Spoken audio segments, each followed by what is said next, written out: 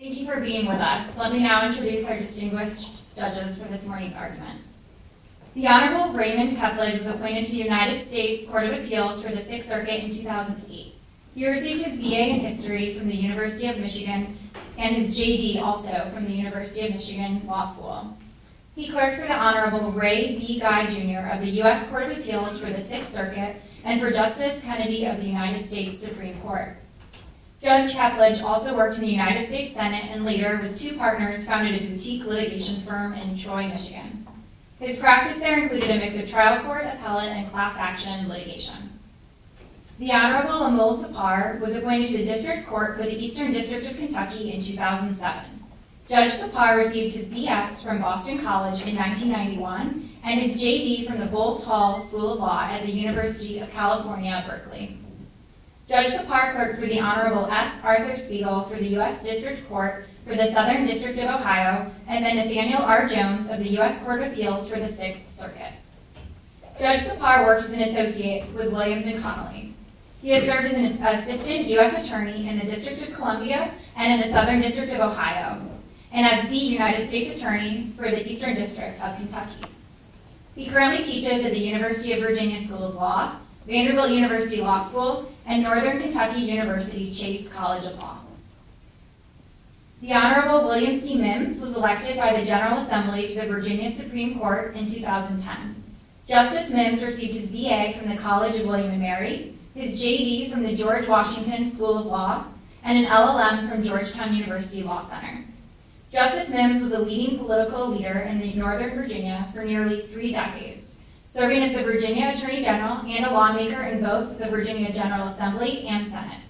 Justice Mims' daughter, Catherine Mims Crocker, graduated from UVA Law in 2012.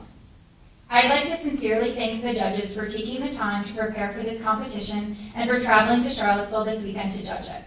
Their participation deeply enriches the experience of the competitors who worked so hard to get here, as well as the UVA law community as a whole. The problem that will be argued today, developed and written by Susan Taverdi, is the case of the United States against Jesse Pinkman.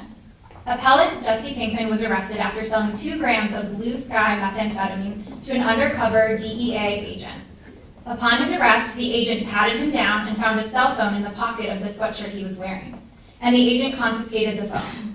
During questioning, the DEA agent looked through the contents of Pinkman's unlocked cell phone.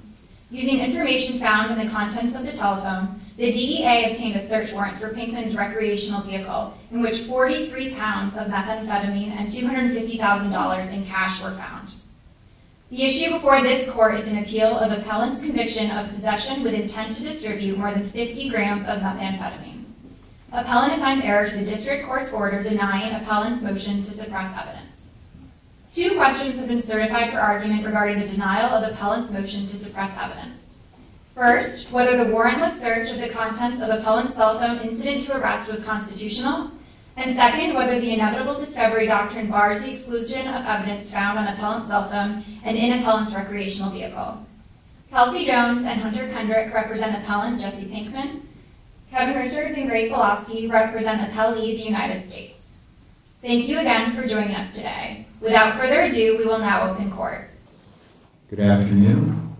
The clerk may call the case.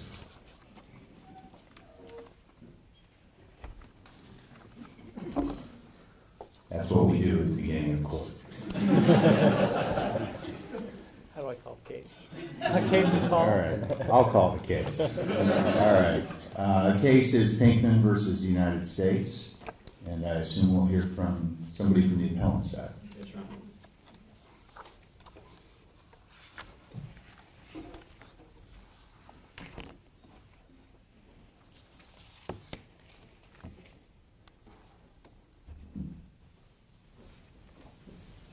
Good afternoon, Your Honors, and may it please the Court. My name is Hunter Kendrick, and along with my co-counsel, Ms. Kelsey Jones, I represent the appellant in today's case, Mr. Jesse Pinkman. Your Honors, this case arises on appeal from the United States District Court of the District of Lile, and there are 2 issues on appeal. I will address the first, relating to the warrantless search of Mr. Pinkman's cell phone. Ms. Jones will address the second, relating to the inevitable discovery doctrine. As to the first, we respectfully ask this court to hold that police may seize a cell phone incident to a lawful arrest and may even take steps to preserve the data contents of the phone. They may not actually search those data contents until they obtain a warrant. And we ask for this holding for 3 key reasons. What happens if, sorry, Yeah, these things are loud today. what happens if the phone locks? If the phone locks, Your Honor? Yeah, and so the data would be destroyed if they couldn't get in. For example, you can set an iPhone to delete all data after 10 attempts to get through the passcode lock. Yes, Your Here Honor. it was unlocked when they got it, correct? Yes, Your Honor. So what happens if it locks? Well, Your Honor, I think the main point of your concern is about the deletion of the data inside of it. But if you look at pages 9 through 11 of our brief, there are several ways that police officers can actually get around the idea of data deletion. Was there any indication in the record that any of those means were available to these officers, or does the record not reach that? The record doesn't reach that, Your Honor. And also, the record doesn't indicate that Agent Schrader was actually worried about data deletion. But we have to worry about data deletion, right? I mean, because there's 2, as you point out in your brief, 2 ways that officers can search this, correct? Yes, And one, as you mentioned just now, is destruction of data, which is what my question was getting to. And you agree that there are phones that are both impenetrable, at least with present technology, and that 10 attempts to do the passcode can be set to delete at that point. Well, Your Honor, I do understand the concern, but I don't believe they're necessarily impenetrable. The device that we brought up in the brief, the Celebrite UFED, has the ability to completely mirror the contents of a cell phone, even if it's data encrypted. So that would actually get around that preservation of evidence concern, Your Honor. But, I mean, isn't there a temporal element that the officers have to be worried about here? I mean, you said it's not necessarily impenetrable. Well, I mean, as this is going on, yeah, this guy's gotten 5 phone calls from H. At some point, you know, maybe H is going to realize he better remotely wipe this thing. I mean, so why isn't it reasonable for the officers then to download this stuff or access it, given that, you know, it could disappear at any moment? Well, Your Honor, your question actually gets to the concern the First Circuit had in worry, and that concern being the possibility of data deletion is remote indeed. For example, not hypothetical. Well, how do we know it's remote indeed? I mean, I know they said that, Yes, but I'm not sure why that's true, particularly. I mean, I think the worst fact for you probably is the 5 phone calls. The 5 phone calls plus the possibility of remote wiping seems to be the toughest fact combination you have. And so why is it so remote here with those facts? Well, the best fact we have is that the data wasn't deleted, Your Honor. Getting to your idea... But that's certainly not the test. Your Honor, getting to this idea you're bringing up, this court would have to take several logical leaps of faith to assume data deletion is a possibility. You'd have to assume that whoever was actually calling was actually a confederate of Mr. Pinckney. Okay. Well, we know he's a drug dealer to start with, so Yes, Your Honor. there's a good chance somebody calling him is a confederate of his. It's some associate of his, whether it's his girlfriend or his kingpin, we don't know. Well, Okay. Your Honor, you also have to assume that whoever it is actually has access to Mr. Pinckman's laptop Okay. or his iPad or has some other way of remotely deleting it, which of course is pure speculation, as the First Circuit pointed out. And even then, Your Honor, you would have to assume that whoever it was dumb enough to actually go through and access the remote kill switch. Because police can actually trace the IP address of where the remote kill switch comes from. And then But so what? If the data's gone, who cares? I mean, I can remotely, in theory, if I wanted to, I could remotely kill a friend's phone if he gave me permission, right? There's nothing wrong with that. So now the data's gone and the police don't have it. Yes, Your Honor, I do understand your concern, but respectfully, the data is never completely gone. As the Ohio Supreme Court said in Smith, all police have to do if data deletion does occur is subpoena the records from the cellular provider to get the data through those means. Well, Counsel, I'd like to go back to Judge Kethledge's comment about the 5 phone calls. As I understand it, well, first, the phone was unlocked. Yes, Your Honor. As I understand it, the police officer did not even have to do anything other than swipe the phone or touch it in order to see that there had been 5 phone calls from H.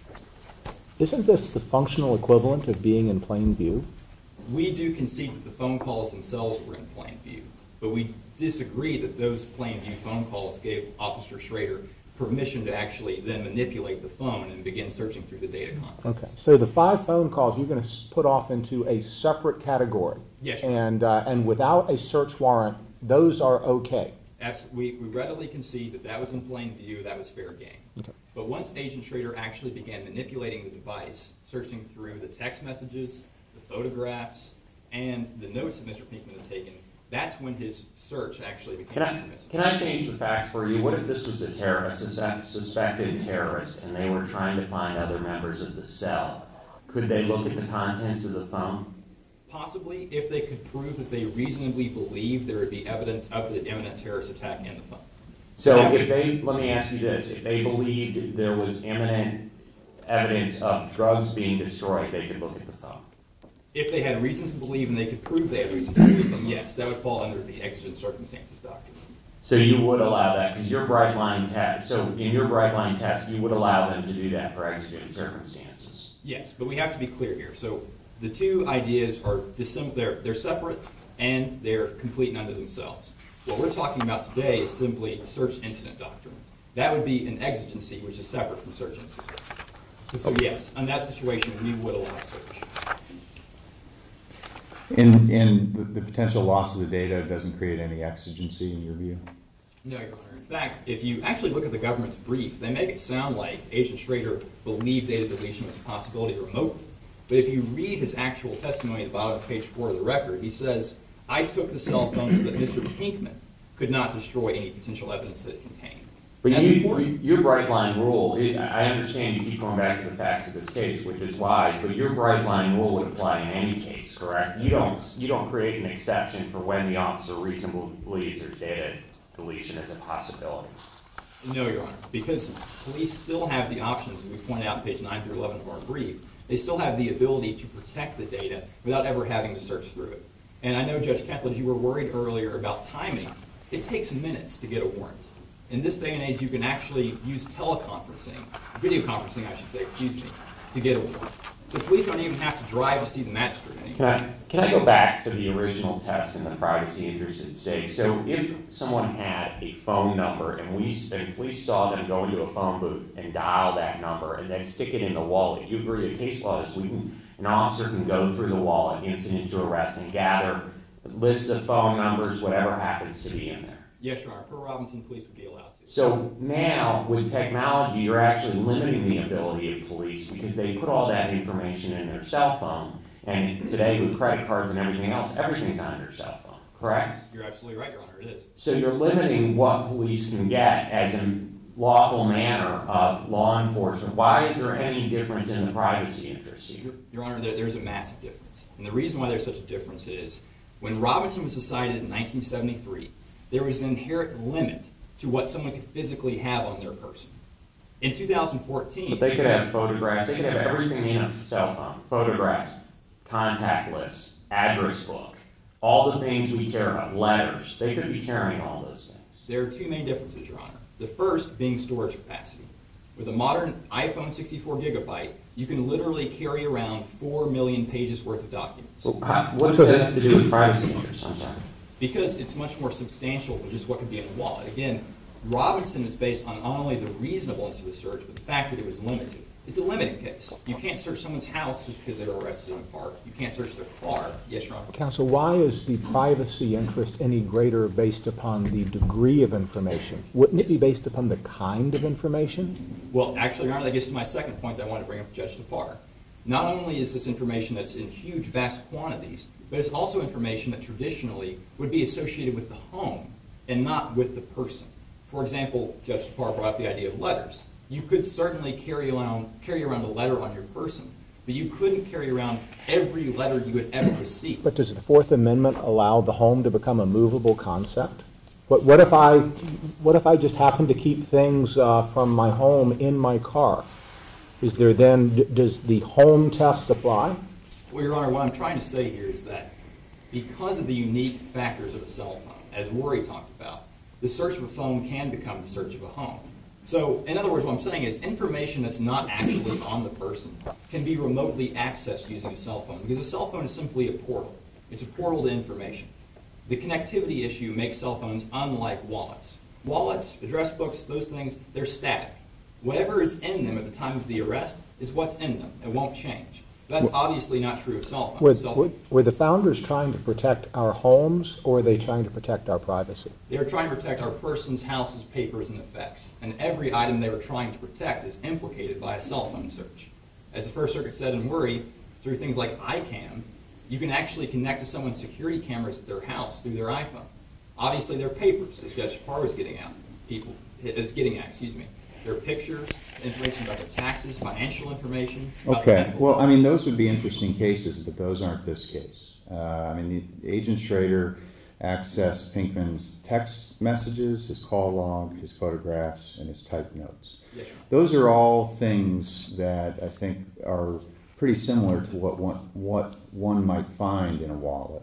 It has nothing to do with kind of locking into somebody's security cameras. I understand your point about quantity, but given that these things seem very similar to what would be found in a wallet, why aren't we bound by Robinson and the Supreme Court's authority until they see fit to treat this differently? Normally we get reversed for doing what you're asking us to do. Just to push back a bit, the Supreme Court did say in Gant that as soon as searches become untethered from the Chimel justifications, they start pushing the boundaries of reasonableness. And I understand that. I mean, obviously this isn't, in many ways, some ways it's similar to Gant, some ways it's different. Yeah. But if we can't make a distinction between the type of intrusion, the type of search here compared to Robinson, why aren't we bound by Robinson until the Supreme Court basically adopts the distinction that you're advocating? Because again, Your Honor, Robinson had an inherent limiting principle. Again, there's only, in 1973 and the 1790s, there was a physical limit to what someone could carry. But the court didn't invoke that, you know? The lower court, you mean? Or the Supreme Court in Robinson. Well, again, Your Honor, Robinson was decided based on the idea of reasonableness, based on the fact that someone could have a weapon or someone could have evidence of the crime. But again, it didn't say that when someone gets arrested, you can go straight to their house and look through that. Or you can go straight to their car and look through that if they were arrested. No, but the Supreme Court has said you can look through everything on their body, right? Yes. And here, it's reasonable for an officer to believe that evidence of the crime could be found in the cell phone. At least if he's a drug dealer, it's reasonable to assume. I know you take issue a little bit with this in your brief, but it's reasonable to assume that he had contacts with others, at least to procure the drugs. Yes, Your Honor. But again, there is a significant privacy interest at stake, and there's also... So what if we limited the type of search they could do on the phone instead of the phone itself? In other words, just to the contacts or something. Your Honor, I'm glad you brought that up. That was just where I was headed. If this court allows something in the middle, we necessarily bring up the plain view problem. So what if, for example, Mr. Pinkman had left an email open? All of a sudden, if this court were to say, well, you can search a phone, but only for X, Y, and Z, well, if the email is open and it wasn't X, Y, and Z, that's plain view. And all of a sudden, what was meant to be a limited search, Your Honor, I see that I'm out of... What if... By all means. What if the test was whether the phone was locked or not? I mean, if the phone wasn't locked, it's like, you know, just walking right through your front door. You've invited someone to do so. May I briefly answer your question, Yes. Your Honor? The Constitution's protection should not rise and fall based on whether or not someone has password protection. I actually don't have a smartphone. I have what Ms. Jones likes to mockingly call a dumb phone. But don't constitutional protections, though, relate to how much privacy you have tried to bring to the situation? The plain view doctrine. Yes. I can search something, I can see something in plain view because you left it there. You've left it in plain view by not locking your phone. But, Your Honor, even courts that have disagreed with us, like the Fifth Circuit and Finley, have said that the password protection alone does not guarantee privacy. It's not incumbent on private citizens to take adequate steps to protect their property. It's the government's burden to show that absent a warrant, as the court said in Chimel, their warrantless search was absolutely imperative. Yeah, thank you. And for these reasons, we ask the court to reverse the decision. Very well. Thank you.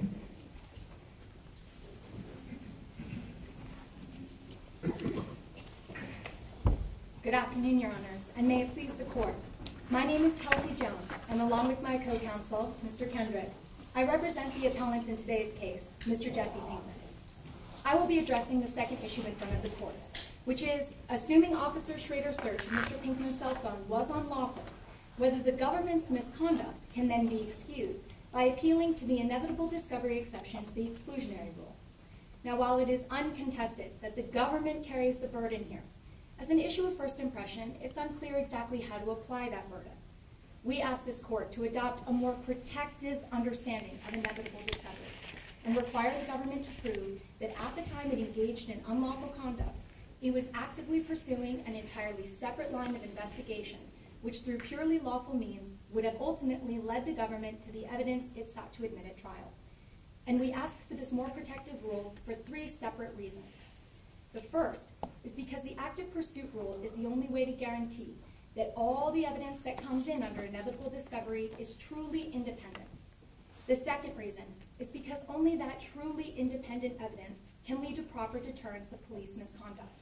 And the final reason is that if this court adopts a rule as broad as the government contends here, it would go further than any circuit has before in eviscerating the warrant requirement. But active pursuit is narrower than many circuits have gone, correct?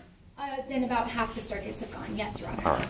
So we can quibble about many, but it seems to me a lot. So if that's the case, why, if you have one officer that makes a mistake, should we punish society if they would have discovered it anyways, setting aside that mistake? In other words, they make the mistake at the outset of the investigation. What you're saying then is if that's used, it's tainted, even though they later started an independent path that would have gotten to the evidence anyway. Well, to answer the first part of your question, since 1914, the Supreme Court has held that when the government engages in misconduct, it is more important to exclude the evidence to protect constitutional rights, regardless of the results. But the Supreme Court's turned back on that, and so it's not always the case that suppression's the answer. And as you know, suppression punishes society. And my question is, you have one rogue officer who makes a stupid mistake, and now you're punishing society, even though the collective wisdom of the other officers would have discovered that, but even setting that aside. Why can't courts make that determination? We make it every day. Well, that's exactly what the active pursuit requirement helps courts make. Now, the problem is, when we look at any evidence after the unlawful conduct has happened, under the unlawful search and seizure, unlawful beating, unlawful questioning, any evidence after that point is inherently tainted, infected, if you will, by what the officers found. Why? What if that evidence has nothing to do with the ultimate discovery? Well, the problem is we can't know. Since officers engaged in the conduct and found out what they wanted to know, it's easy for them to tailor their investigation after the fact to then try and find that evidence through additionally lawful means. Well, I mean, we make a judgment about that, you know, rather than sort of categorically say, you know, we can't do this. We look at the record in a particular case and make precisely that judgment. Is this a contrivance or not? And if it isn't, then somebody who had, you know, 200 pounds or whatever it was of blue sky meth should go to prison. Well, what the Supreme Court said in Nix v. Williams, the first and only time it dealt with inevitable discovery, is that it limited the court's analysis. It said that it must look at only specific types of evidence, no speculative elements, but rather, quote, demonstrated historical facts capable of ready verification or impeachment. Right, but what you're asking for is a timing mechanism as much as anything else, is active pursuit at the time. And what I'm saying is, so what if later they discover the evidence independent of the tainted evidence? We can assess whether that would be sufficient to get a warrant independent of that evidence. We do that all the time when we strike stuff out of a warrant and still look at it on its face. Well, it's important to remember the type of cases that the court's dealing with here. Hopefully, it's only a small subset where either the court has found or the government admits that its agents did indeed violate a citizen's constitutional rights. And what's more, by appealing to inevitable discovery, the government also admits that it didn't have an independent, lawful source for that information, but rather it's asking the court to engage in a hypothetical fact-finding mission to determine the exact likelihood that it would have happened. And let's not leave active pursuit yet. The government has screwed up. It has not gotten a warrant when it ought to.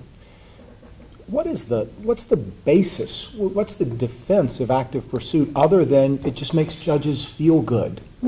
You screwed up, but because you were actually doing something good on the other hand, we're going to let you have it. But if you weren't doing something good on the other hand, we're not going to let you have it. Well, it does 3 things. It ensures independent evidence, which leads to proper deterrence of police misconduct. And importantly, in this case, especially with the options in front of the court, it protects the warrant requirement of the Fourth Amendment. Now, the problem with non-independent evidence is that if the court allows it in and the government is able to gain a conviction with non-independent evidence, then it will have benefited from its unlawful conduct, and the court will have failed to deter that police misconduct. And especially in cases like this, it's important for the court to ensure that the warrant requirement is established and is followed as much as possible. And while I know your honors understand that the Supreme Court has limited the exclusionary rule in the past, it has only done so when there is no palpable deterrent effect.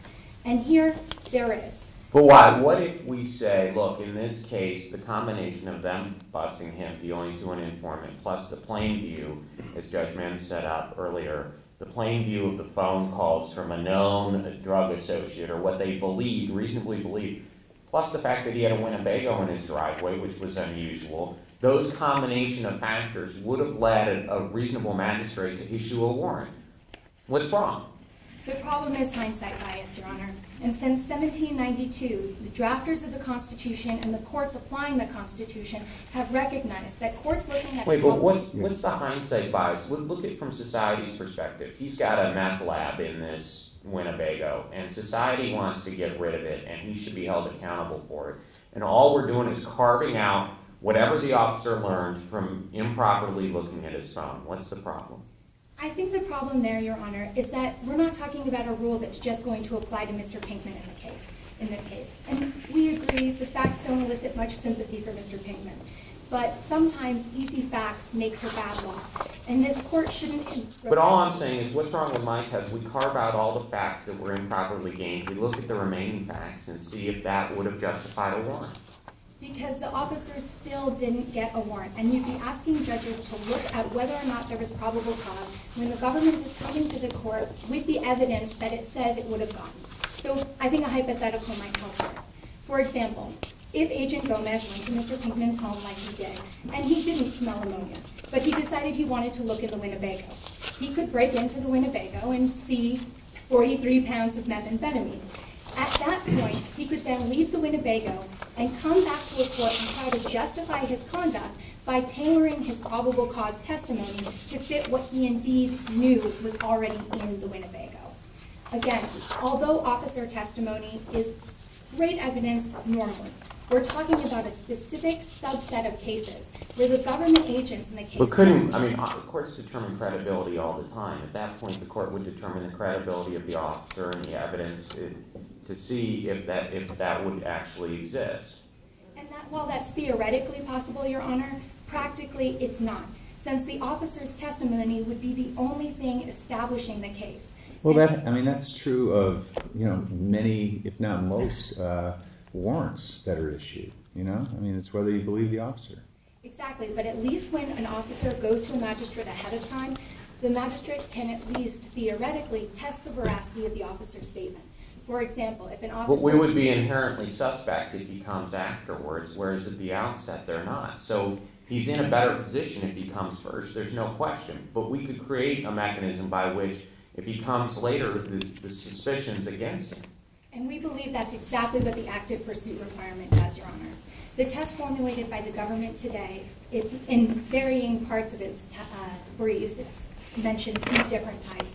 Both are watered-down versions of the Seventh Circuit's test. But even the Seventh Circuit's test isn't enough because it doesn't fit with the type of evidence the Supreme Court allowed in example. The only problem, why don't you address my concern about active pursuit, is the timing of it. In other words, what you're saying is they have to actively be pursuing it at the time. But why should we hold society hostage to a timing element or how big a police force you have and whether you can actually do that? Well, the problem is just the ability of the court to determine whether or not that evidence was truly independent. And the problem with allowing in non-independent evidence is you'd be allowing the government to benefit from its conduct. And applying the rules such as the government applies today, or urges this court to adopt today, would allow officers to come back after the fact and justify their conduct. Which right. Well, I'm reading your brief on page 21. You say, in cases like this, quote, courts regularly set aside the tainted information and then determine if there remains sufficient content in the warrant affidavit to support a finding of probable cause. I mean, that's basically what the government's asking us to do here. That's something the courts do all the time, and it seems like you're saying for some reason we're incapable of doing that in Mr. Pinkman's case. Just that it's unfair, Your Honor. And we agree that the facts... To whom? Mr. Pinkman? No, it's unfair to the magistrates, Your Honor. It's unfair to the magistrates? To judges. We're going to turn Mr. Pinkman loose because we feel bad for the magistrates? But again, this isn't just about Mr. Pinkman. The inevitable discovery rule that this court adopts today is going to apply in every Fourth Amendment, Fifth Amendment, and Sixth Amendment violation. But if we're not worried about the magistrate's feelings, then who's it unfair to? No, it's not unfair to the magistrate's feelings, Your Honor. It's unfair to ask them to create a neutral and detached decision when they have, for example, 43 pounds of methamphetamine in front of them. And it's but we do that all the time, right? I mean, we do that with statements when we ask magistrates or judges to make factual determinations about custody. Yes. And you could have given Miranda warnings, you didn't, which would have been better, so now we're making a determination about custody. They do this all the time. Yes, however, in Nix v. Williams, the Supreme Court was clear that this isn't a normal inquiry.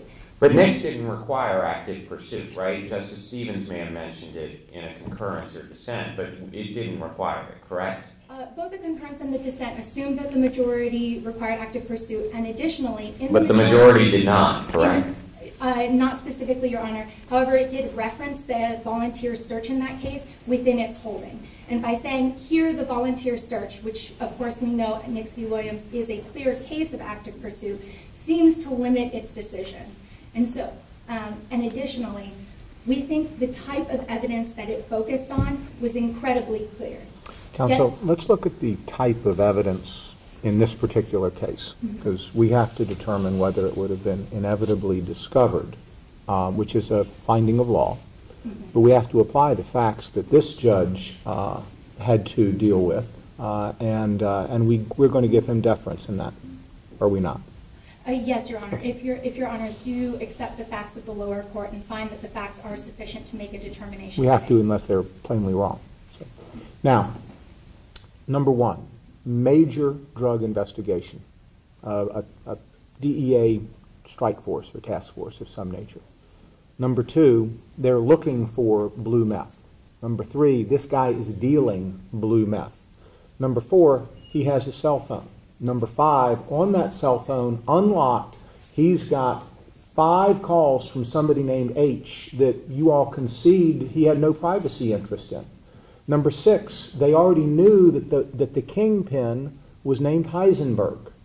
Now, are you asking us to presume that with all of those facts, that the investigators never would have gone to his house, and having gone to his house, that they wouldn't find something strange about a Winnebago that smelled like ammonia? Well, even if we do take all of those assumptions, Your Honor, and well, those are facts. Facts, yes. Although they were established just by officer testimony. They're facts for us. The trial court believed them, and Yes. we can't step behind them unless the belief wasn't credible. But even assuming that, this case is somewhat similar to U.S. v. Murray, and Justice Scalia, writing for the court in that case, still remanded to determine the issue of whether officers actually would have pursued a warrant. And here we have no direct testimony that officers actually would have. But that, again, is assuming that the Seventh Circuit's test should apply. Isn't it actually incredible for us to assume that they would not have pursued a warrant when we already know that this was a major investigation that they had thrown enormous resources into? I see my time is Please. expired. May I conclude? The problem is we can't know, Your Honor, and that's why the government cannot carry its burden in this case. The entire investigation was tainted from the moment that Agent Schrader looked into Mr. Pinkman's cell phone. So the problem is we can't know unless we have an objective timestamp such as active pursuit. And for these reasons, to preserve independent evidence, properly deter police misconduct, and keep the warrant requirement of the Fourth Amendment, we strongly urge you to adopt a more protective and ethical discovery test. Thank you, Your Honors. Thank you very much. Do you all have rebuttal time? Yes, Your Honor, 2 minutes. Okay, thank you. And just one of you is going to be doing that? Yes, Your Honor, I will. All right, thank you. We'll hear from the state, or the United States. Your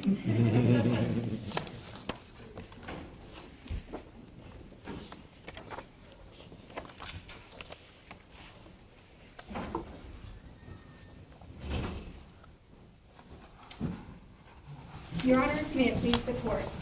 My name is Grace Pulaski, and along with my co-counsel, Kevin Richards, we represent the appellee, the United States, in this case.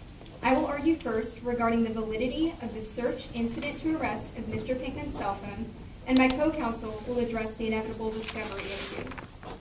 Agent Schrader lawfully searched Mr. Pinkman's cell phone for 2 reasons. First, this was a search of a person incident to arrest under United States v. Robinson. Thus, the search was reasonable and did not require additional justification.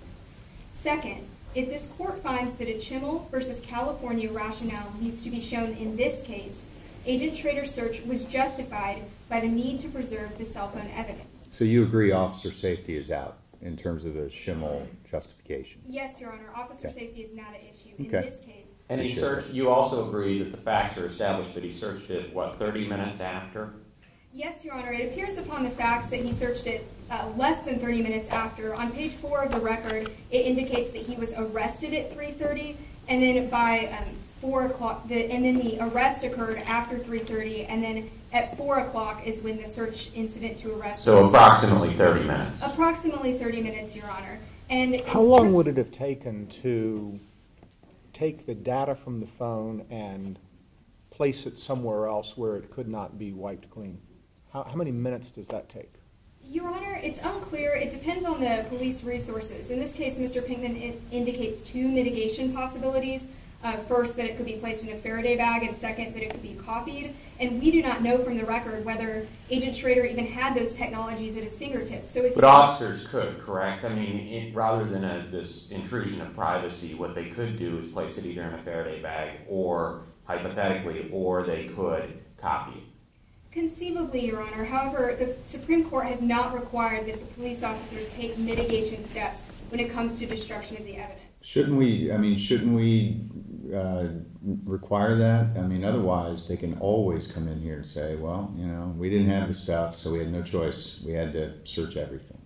Respectfully, no, Your Honor. This court should not require that, and that is because by not requiring mitigation, the court recognizes that police officers are responding to facts quickly developing on the ground. So, for example, if Agent Schrader had been required to place the phone in a Faraday bag, if he believed that remote deletion were going to happen right then and there, the time that it would take for him to get the Faraday bag could increase the risk that the evidence is going to be deleted. It would probably take him longer to go through the items as he did than it would to throw it in whatever this bag is.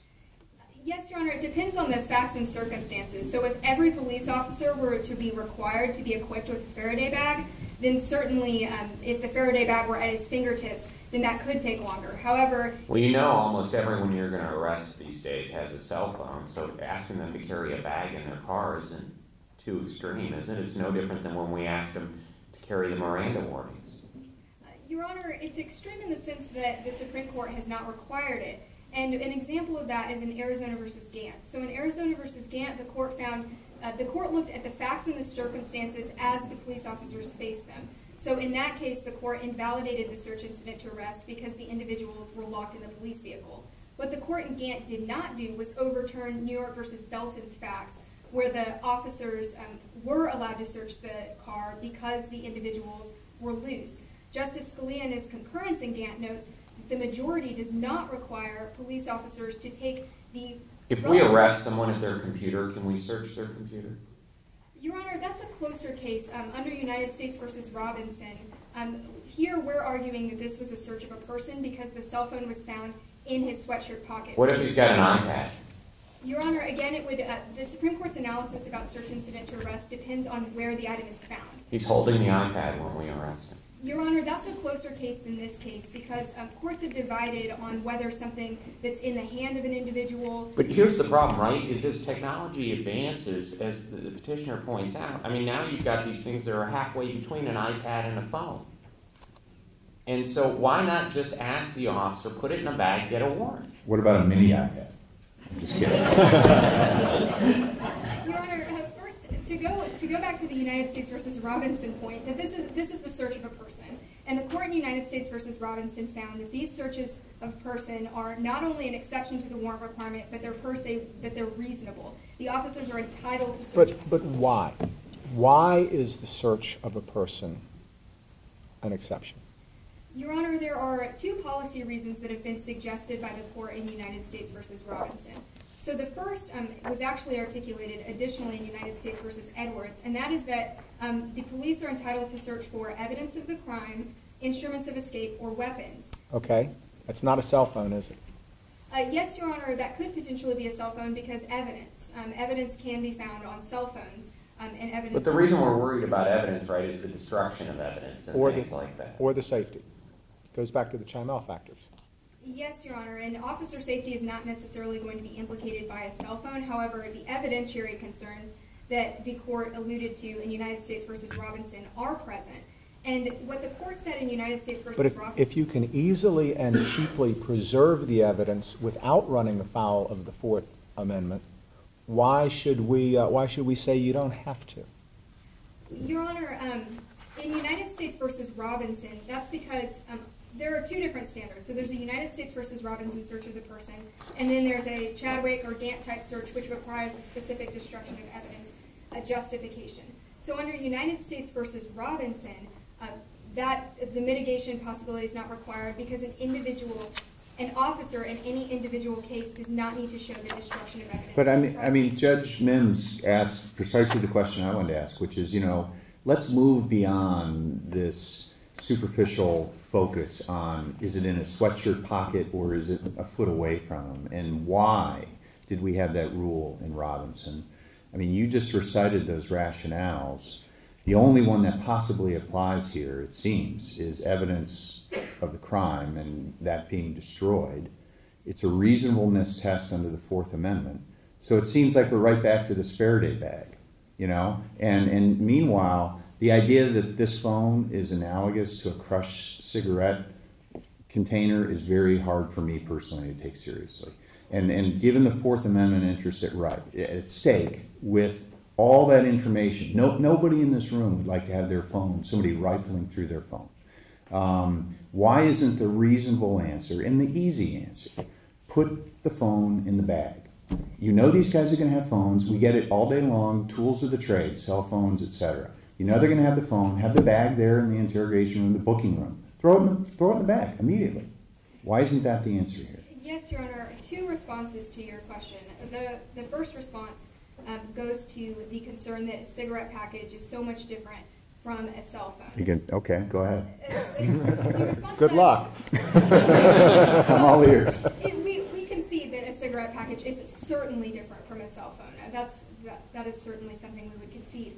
However, the Supreme Court's analysis is never hinged on the scope of an item once it is searched. So the Supreme Court, again, focuses on where the item is found. But in 1973, when it was talking about Robinson or any of those cases, it didn't realize today's smartphones, right? And when you look at a majority of the court in Jones, Justice Alito, speaking, I think, for 5 justices, said it is reasonable to look at the technology today and whether we have a reasonable expectation of privacy. Yes, Your Honor.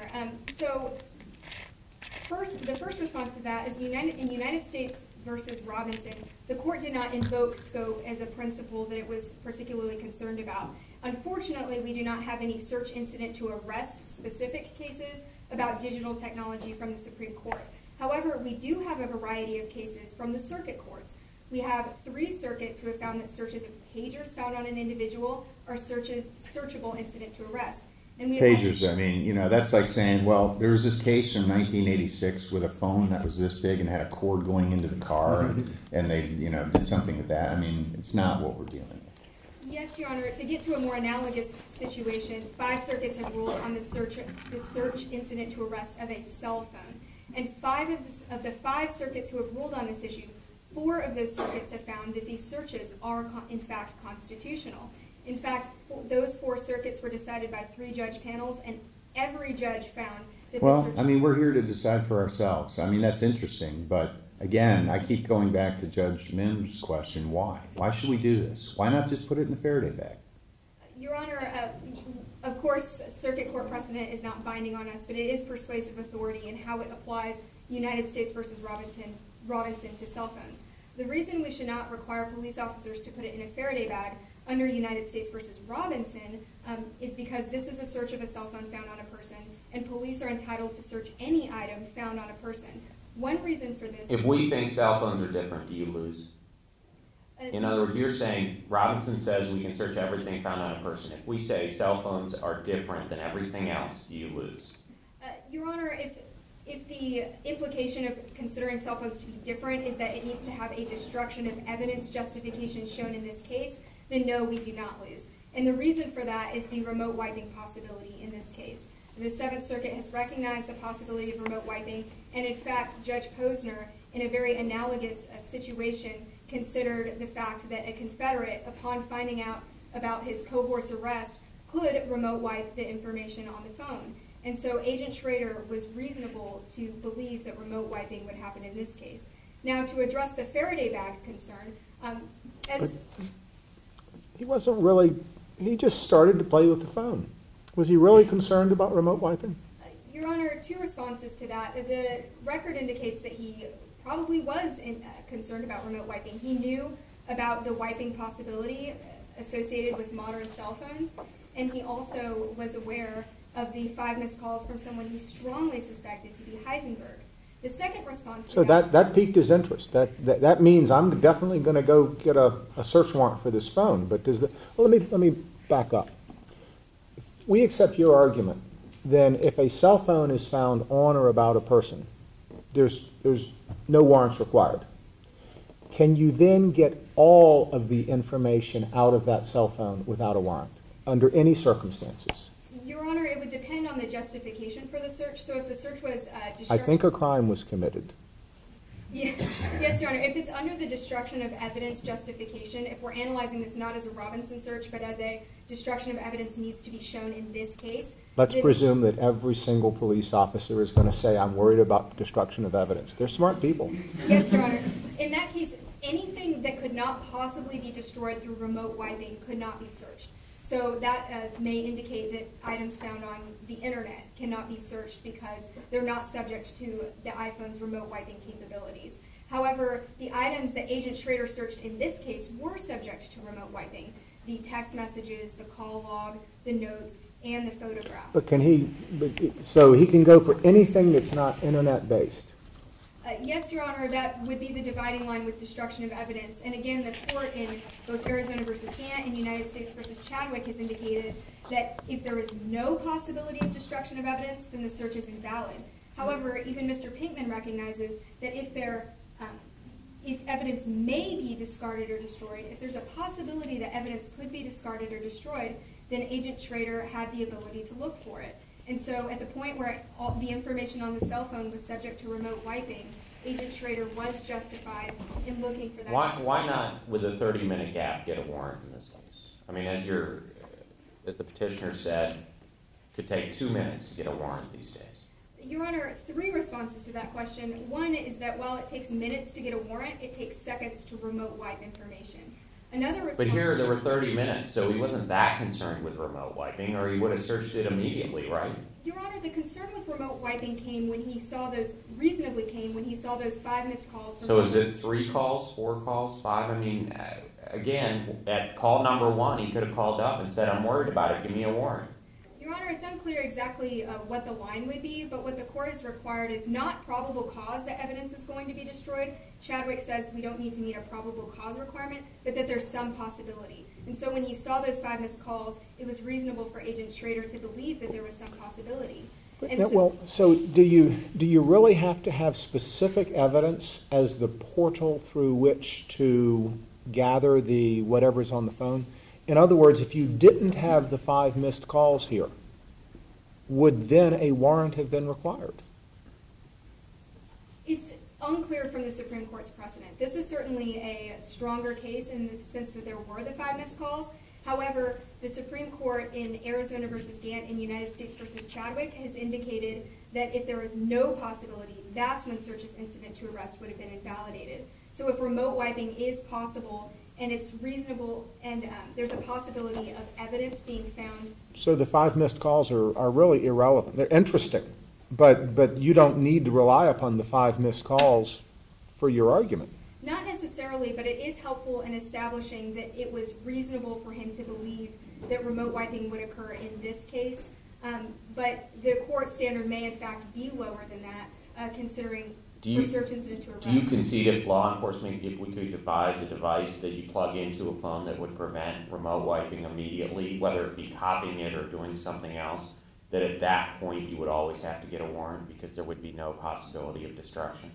Your Honor, seeing as I'm almost out of time, may I briefly respond to your question and conclude? Sure. No, Your Honor, we would not concede that, and that is because first, the Supreme Court's analysis is focused on what is happening on the ground at the time that the search occurred, not what the police could have done, but what the police were faced with at the time. Well, the question I was going to ask, maybe it's the same question, is let's say this phone had a switch on it, and if you, hypothetically, and you flip the switch, it has the exact same effect as a Faraday bag. Is it unreasonable for Agent Schrader to rifle through all these different things in the phone rather than flip the switch?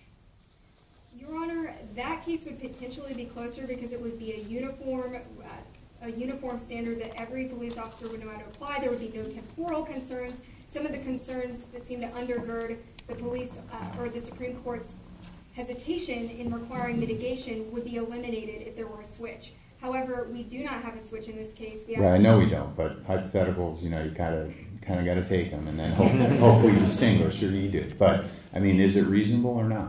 If, you know, ball or strike, reasonable or not? Yes, Your Honor, that could be reasonable. Again, the Supreme Court hasn't required mitigation even when it's simply the act of handcuffing individuals and putting them in the back of a vehicle, something they might do anyway, something they know how to do, something they have the resources and procedures to do. The Supreme Court has not required that in Arizona versus Gant. Okay. But so we would argue still that it's not required, but if such a device were developed, then that would certainly be a closer case. All right. You can take 30 seconds and wind up since we hogged your time at the end. So it is for these reasons that first, this is a United States versus Robinson search of a person that did not require additional justification, or because Agent Schrader had the need to preserve the cell phone evidence. We ask this court to affirm the holding of the district court. Very well. Thank you for your arguments. Hear from your co-counsel.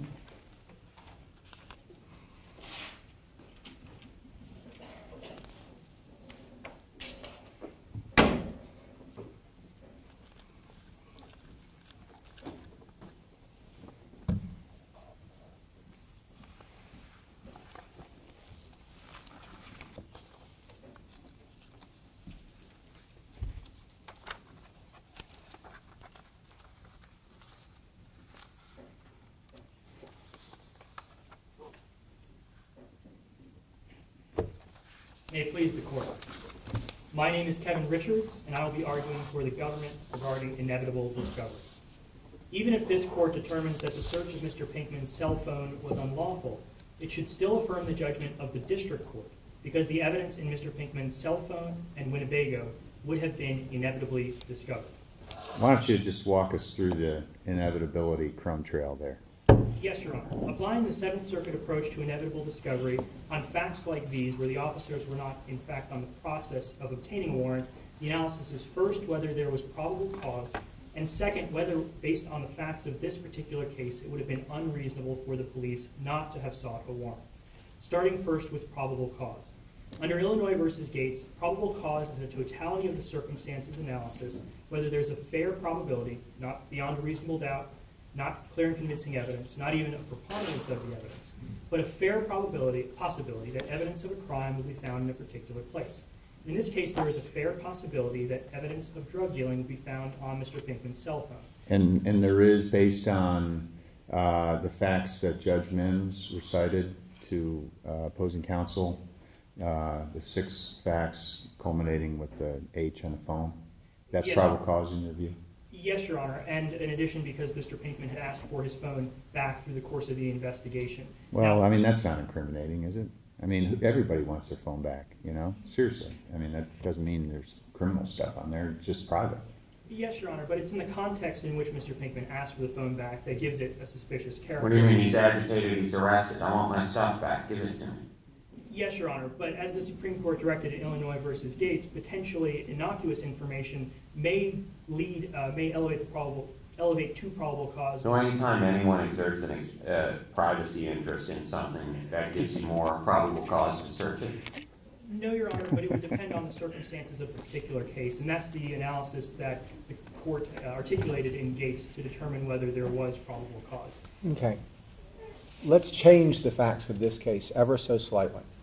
Instead of a major DEA operation, you've got local, the local police force.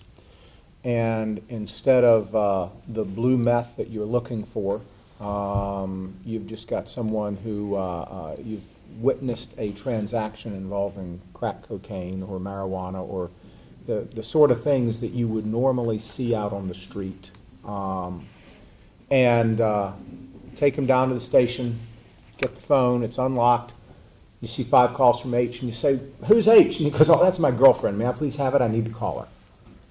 Okay, just change those facts. Everything else is the same. There's a Winnebago in his driveway, but you're not usually going to have the usual investigation going to his house. He's going to be held. He's going to be charged. He's going to be released on probably a small bond. He's going to have to come back for trial. How can we make a rule in this case? Do we make a rule when there's a major DEA investigation and not the very similar facts of just your garden variety drug violation? Well, Your Honor, the rule in this case would apply both to the major DEA investigation and also to the facts that Your Honor described. And the change in the facts that Your Honor described wouldn't affect the probable cause determination, but it would be relevant under the second element of the Seventh Circuit's analysis, whether it would have been unreasonable on the facts of that particular case for the police to seek a warrant. Why was it unreasonable here? Because of the importance of the investigation, the high-profile nature of the investigation. This was a DEA investigation led by Agent Schrader that had been in existence for almost a year. So you would think you would have a warrant ready to go so that the second he's done, he can get on the phone. He had a magistrate waiting. It was a year long. Why isn't that reasonable? Well, Your Honor, in this particular case, there's evidence in the record that Agent Schrader was concerned about destruction of evidence on Mr. Pinkman's phone. He may have believed that... What about at the Winnebago? At the Winnebago, yes, Your Honor, is a closer case if the evidence in Mr. Pinkman's cell phone would not have been inevitably discovered. If the evidence in Mr. Pinkman's cell phone would have been inevitably discovered, then the warrant that Agent Schrader received to search the Winnebago would be entirely based on validly obtained evidence, and therefore that would be reasonable. If this court determines that the evidence in Mr. Pinkman's cell phone would not have been inevitably discovered, the evidence in Mr. Pinkman's Winnebago still would have been inevitably discovered. How? Because even though Agent Schrader testified that it's not necessarily standard protocol to send an officer to the house of a drug dealer, they will follow up and send an officer to the drug dealer's house if they believe that further evidence of crime will be found at that residence. Okay. Now I'm the local magistrate.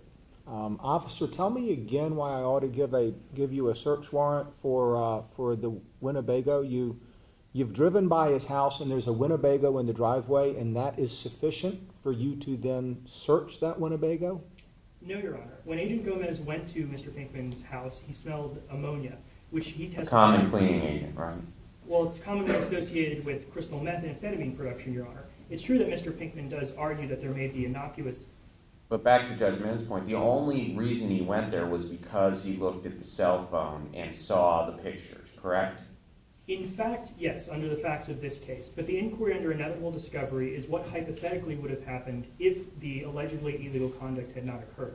So the question is, what would have happened But and to go back to Judge Mims' example, in a local drug case, it's not the police aren't going to go to everyone's house. They bust people on the street every day. They don't go to someone's house. Yes, Your Honor, and that may be a reason for the court under those facts to find that discovery of evidence was not inevitable.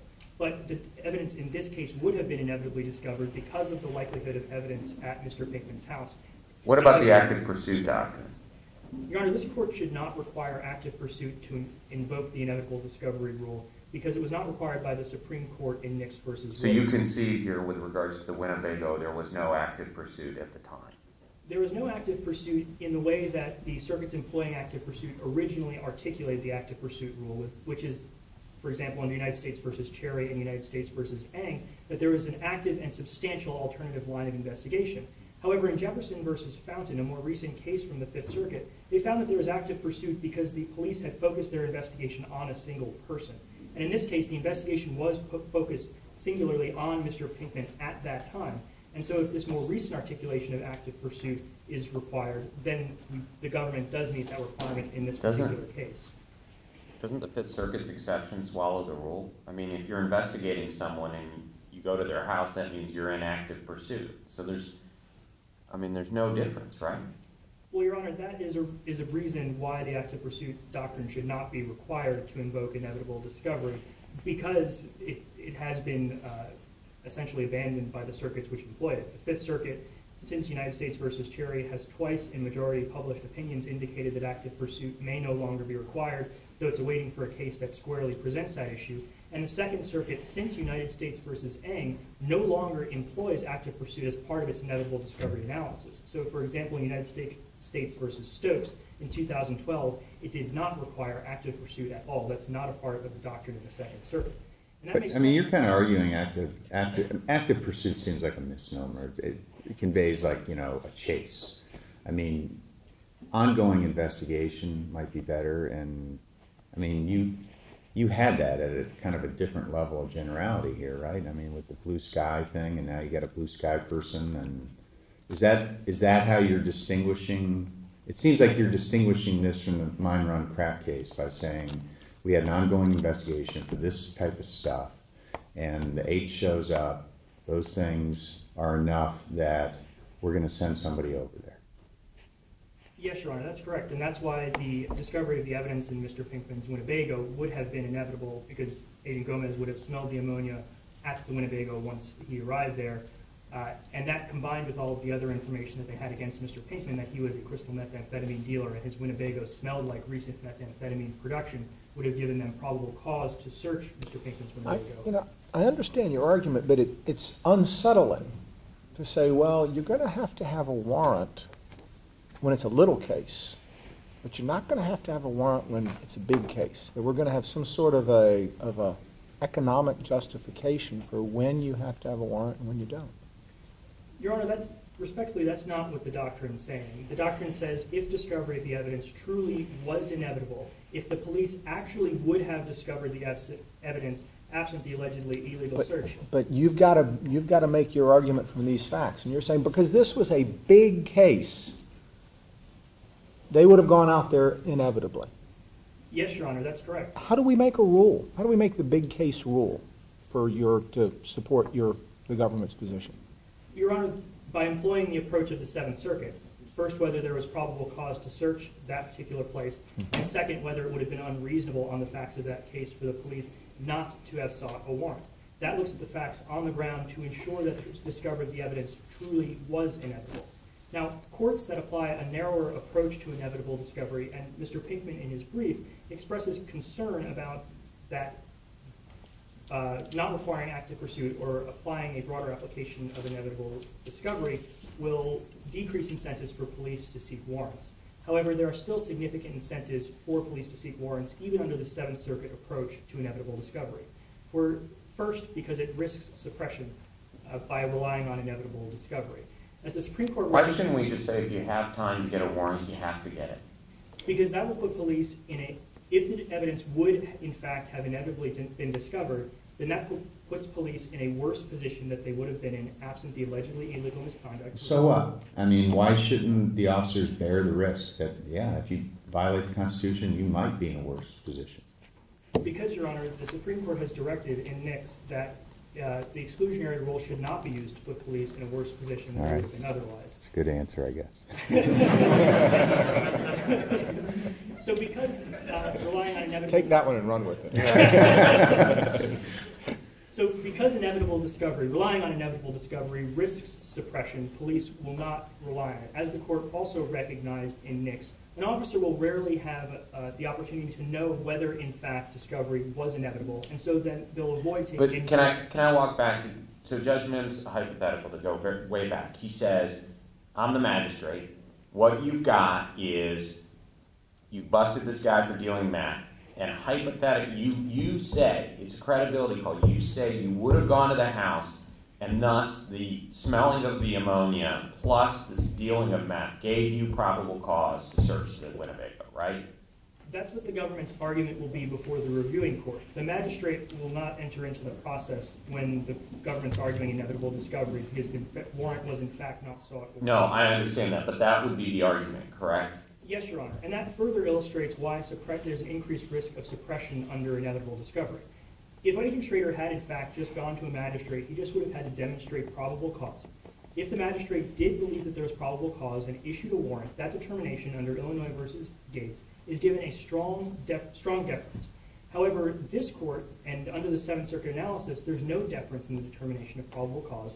The court reviews that determination de novo. Well, why shouldn't we create a rule that incentivizes officers to get a warrant when people's privacy interests are at stake? Your Honor, the Seventh Circuit rule does incentivize officers to get a warrant because it's so much harder to rely on inevitable discovery and have evidence admitted than merely going to the magistrate and getting the warrant. If Agent Schrader had gotten a warrant, either if the warrant was valid, the evidence would have been admitted, and even if the warrant was later found invalid by a reviewing court, under United States v. Lile, the evidence would still be admitted under the good faith exception. So because it increases the risk of suppression, officers still have incentives to seek warrants. And there's additional deterrents as well.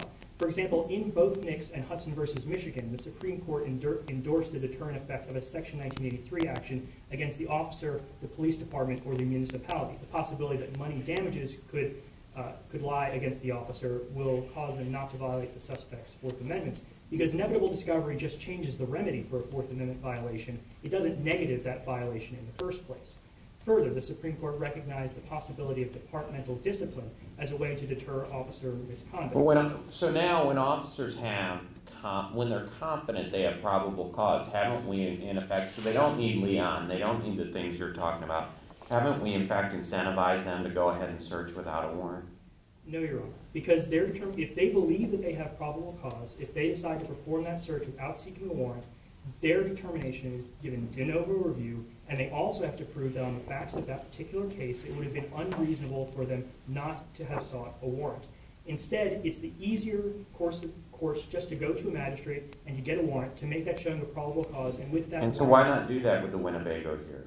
I know you might have answered this, but It seems that Agent Schrader was concerned about destruction of evidence on the cell phone, and so he didn't go to receive a warrant for the cell phone because... Right, but I asked about the Winnebago. Yes, Your Honor. That's a harder case, and in fact, on the facts of this case, Agent Schrader did seek a warrant for the Winnebago after searching the cell phone. So he did seek a warrant in this case. And under the hypothetical analysis for inevitable discovery, even if the evidence in Mr. Pinkman's cell phone is not inevitably discovered, right, they would have sent an agent It would have sent Agent Gomez, he would have smelled the ammonia along with the other evidence, would have given him probable cause because of the importance of the investigation. And this was a Winnebago smelling like methamphetamine production at the house of a methamphetamine dealer who would have sought to receive a warrant. For the foregoing reasons, this court should affirm the judgment of the district court. Very well. Thank you for your arguments. We'll hear rebuttal. Mr. Kendrick.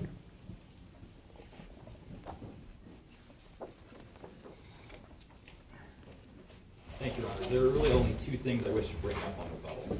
The first is what Judge Thaparof brought up during Ms. Bielowski's argument. Judge Thaparof, you hit the nail completely on the head when you asked her, what about a computer? Ms. Bielowski conceded that that would be a closer case. But of course, modern cell phones are computers. The definition of a computer is the ability to process and store vast amounts of information, which is exactly what cell phones can do. As I was trying to bring out in my argument, speaking with Judge Mims, cell phones don't just store vast amounts of data, which they do, up to 4 million pages worth of documents. They also act as portals to information that is never actually stored on the device itself. But it's harder to destroy the data on a computer if officers unplug and take the computer with them. There's no means now to destroy it remotely. Yes, Your Honors. But as you all brought up, basically, when you were questioning Ms. Bielowski, it would simply be easier for police to use something like a Faraday bag, because that takes away the issues of remote deletion. And to say something about that as well, Your Honors, in their brief on page 19 through 20, and today, during her argument, Ms. Bielowski made it seem like remote deletion was on Agent Schrader's mind. But if you actually read his testimony, he never said a word about it. And in fact, remote deletion didn't come up until it was on appeal. They can't prove to you that he reasonably believed that it was a possibility because they can't even prove to you that he did believe it. But in regards to Mr. Richards' argument, the problem with their inevitable discovery test is that both times they mentioned it in their brief, on page 25 and then through 29 through 30, they actually misstated the Seventh Circuit's test. They are trying to get you to go where no other circuit has gone before, because they're asking you basically to collapse the test into a simple probable cause determination, which of course is not what the Supreme Court intended. Why isn't there, why doesn't this ongoing investigation on this on these facts, ongoing investigation, your client is picked up for selling precisely the kind of blue sky meth that's subject to the investigation. Why doesn't that support their contention that they would have inevitably sent an officer over, and then once they smell it from the sidewalk, that's not quite so common. So why doesn't that all lead to inevitability? Your Honor, may I answer briefly? Yeah, sure. As Ms. Jones discussed in regards to the Tejada case, there is a much more onerous burden when it comes to inevitable discovery. It's not just about could they get a warrant. The actual test the Seventh Circuit used is would a magistrate certainly have issued a warrant. For all these reasons, Your Honors, we're asking this Court not to extend Robinson to a line of cases that the Supreme Court could never have intended. Asking this Court not to allow the searches of every nook and cranny of a person's private information just because it can be stored in their pockets. Thank you, Your Honors. Very well. Thank you all for your arguments.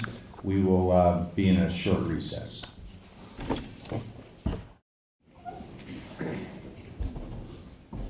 Well, I think those of you who were here for the whole argument would understand that we have a very hard task in choosing who the winners are between these two groups. We often talk about how it's hard, but in this case, it was truly, truly hard to choose between the two of them. So we got some clarification on the rules, and we were reminded that half of the score is the brief and half is oral argument. So we went through the argument in some detail, and to give you the simple answer, we think the oral presentations were a draw. Just a draw. Uniformly excellent, I would say. So then we talked about the briefs, and I think we agreed that we liked the conversational writing style of the petitioner's brief. But at the end of the day, we felt that the summary of argument in the government's brief was so effective and made such a difference in our own thinking as we read the briefs that in this extraordinarily even balance, that just barely tipped it in favor of the team for the United States.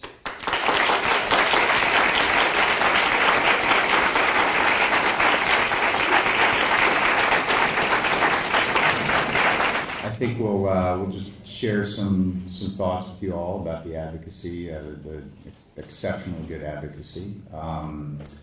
Judge Thaparof, you want to start off? Yeah, I'd be happy to. The first thing I'd say is, Kevin, when you got up, I thought, holy fill in whatever, you better screw up because otherwise we're going to have a really hard time. After the first three, and you didn't screw up. Not only that, you answered one of Judge Kethledge's questions, and for one of the rare times in my career, I sat back and said, geez, I don't know how to ask another question right now, so I better just shut up. Which Judge Kethledge will tell you is rare. Very rare. When you're on the district court, you get to ask, unlike these two, I get to ask every question I want, and just go back and forth with the lawyers. So it's a little different and a little unique to sit on a court with more people. So luckily I had Judge Mims and Judge Kethledge to bail me out. But I would say that the way you answered questions I thought was very effective. You were conversational. You came across as humble. You had a really nice poise about you. And most importantly, from your partner's perspective, you didn't screw it up. So. And Grace, I thought you were exceptional as well. I thought your style was, as Judge Mims said, someday you're going to make a good prosecutor, so I hope you're not going to tell us that you're going to be a defense attorney. But I really, being a former prosecutor myself for a long time, I thought that you did what prosecutors do very well at argument, which is you had what you thought was a winning argument, and I liked that you were willing to concede things when pressed. I think that's an important attribute of an oral advocate. And the computer thing, and saying that's a harder case, sometimes you want to win everything, and in the process you lose everything. And so I thought you did a nice job there. Kelsey, I thought your hypothetical that you gave was effective. It's daring at argument because sometimes the judge will immediately go after it. But I thought it was effective and gutsy to give. And I thought also you had a very nice poise up there. And were very effective. And Hunter, I will say that I think you, all four of you, are exceptional. I think you're probably one of the best advocates, not only law students, but advocates I've ever seen. I thought you were truly excellent, very, very poised, looked us in the eye, very thoughtful in your answers. And overall, I think it was the first time ever, and I've done a number of these moot courts, where on the argument we said it was basically a dead even tie. And I just never had that happen, so thank God we got to judge the briefs as well. Justice Mims? Yeah, and I would echo those comments. The word that describes to me your brief and your argument is disciplined. I thought that, and that's what I expect from the government. That's what I expect from a really good prosecutor arguing in front of an appellate court. And so I don't know if that's your normal style, but I think that you certainly wore the mantle well in this competition. And Hunter and Kelsey, you used the term poise. I also thought of the term comfort. You had a rare comfort in front of an appellate court in a very high-stress situation, and something that I would rarely see even among very experienced advocates. And your argument, you had lost at trial. You had to push the edge of the envelope here, and I thought that you did that very well.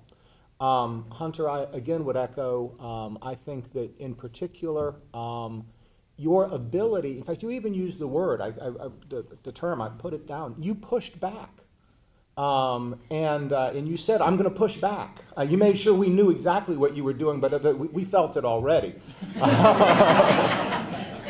But sometimes you need to, and you did it very, very well. It was not in any way disrespectful. But it was, hey, I don't like the way that this line of argument is going right now, and I'm going to try to stop it and move it back in a different direction, and I'm telling you that I'm doing it. I just was very impressed. But again, just 4 A-plus briefs or 4 A-plus writing and an oral argument grades if this was a class. So if there's any professors out there, something tells me you all already have a lot of those anyway. So. I would endorse all those comments as well. For the government's team, I thought you both had a very good conversational manner at the podium, and that's what you want to have in an appellate argument. Trial practice is a different animal, and Judge Spark can tell you more about that, but it is a conversation, so you want it to be a conversation, not an oration. And it's critically important to really try to perceive and genuinely respond to the concerns that are driving the court's questioning. And so the object of oral argument is not simply to get out of it without embarrassing yourself. I mean, the object is to win, and to win you must see what the court's concerns are and defuse them. I think the smartest judge I ever argued in front of was Ed Carnes in the 11th Circuit, and And I was fortunate to be able to watch him, or watch the panel do 3 other cases. And he was extraordinarily well prepared also. And for each side, each case, the side that he was inclined or seemed inclined to rule against, he would ask a question, very precisely crafted question that was essentially, I'm inclined to rule against you for these reasons. Tell me why I'm wrong. And a couple of the lawyers dodged the question. They didn't answer it. They treated it like maybe a politician does in an interview. And I'm pretty confident that had a fatal consequence for them. He was also pretty grouchy about the non-response in both cases. So if you argue in front of Judge Carnes, do answer his questions straight up. That's my advice. So for me, he asked me this question. I don't know if he was inclined to rule against our position, but he asked a similarly, crafted question, and it was actually about a deposition transcript that nobody cited in the briefs. Fortunately, one thing you always have to know when you walk up to the podium is the record stone cold, and be able to direct the court to where in the record anything is. And I'm not saying I was perfect, but I was able to answer that question. But he is just an illustration of what I'm talking about. He was being more candid than most judges in laying out his real concern about somebody's position. And if a judge does that, intimates it, says it, whatever, they're doing you a huge favor. And answer it. Don't try to, sort of navigate around it. You got to really answer it. And Kevin, I thought you did a particularly good job. You actually anticipated some of those things. For example, when you talked about how a decision in your favor would not incentivize officers to to not pursue warrants. That's exactly. I felt like you were sort of answering at least one concern that I had there. But again, very good conversational manner. And I thought you both were really exemplary at the podium. Hunter and Kelsey, extraordinarily well prepared, very forceful presentations. And I think, as Justice Mims said, when you're the appellant, you kind of have to swing for the fences a bit more. And I thought you were very effective in that. I thought your brief was really well written. That stood out to me when I was reading your brief. It's something that I like the conversational, more natural style that you had. Not more in comparison to you all, just more in comparison to the mostly terrible legal writing that we're all exposed to. You both have so much to be proud of, and we really meant every word of what I said about how close this was. So we congratulate all of you, and it's been a privilege to have, and a lot of fun to have all 4 of you in front of us. Thank you. Do you want to, one point Judge Kethledge has made in the past, and I think it'd be worth hearing, is the summary of argument point you make. Mm-hmm. Sure. Yeah. Well, it came down to it for us. Yeah, it did come down to it today. One thing that we often emphasize in these exercises is the importance of the summary of argument in an appellate brief or the introduction in a district court brief. It is probably the single most important piece of advocacy that you will do in an appeal, is write the summary of argument. And like I said, when I was reading the red brief summary of argument, it clicked for me that, okay, I get what you're saying. I really do, and it was pretty powerful.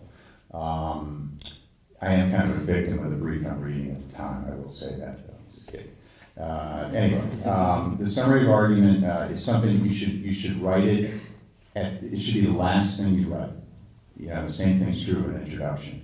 Write that when your mastery of the material is at its peak. And it should have a different tone than the body of the brief. I think it should have a more conversational tone. It should be a bit more brisk, less formal and plodding, as if you were explaining perhaps to your spouse at the table why you should win a particular case. But you know, it's often the first thing judges read. It's often the last thing they read before argument. And the first sentence, in particular, I would urge or say, is the most precious asset you have in your brief. The first sentence of the introduction, the first sentence of the summary of argument. And by the time you get to the point where you're writing that, you really should have thought enough about the case that some larger themes about the case emerge. I mean, what's this case about? The case is not about we win for these 3 reasons. The case has some larger importance. I had a brief for a motion for a new trial in federal court once where the opposing counsel, I was not in the trial, but the trial counsel on the other side literally, I mean, violated every single ruling in limine that the district court had made. You know, so those are decisions prior to the start of the trial about what can be said at trial, what evidence can come in, and what cannot come in. This guy in his opening statement, almost the opening sentence, violated one of them and continued. I said it was wire-to-wire misconduct, and it really was.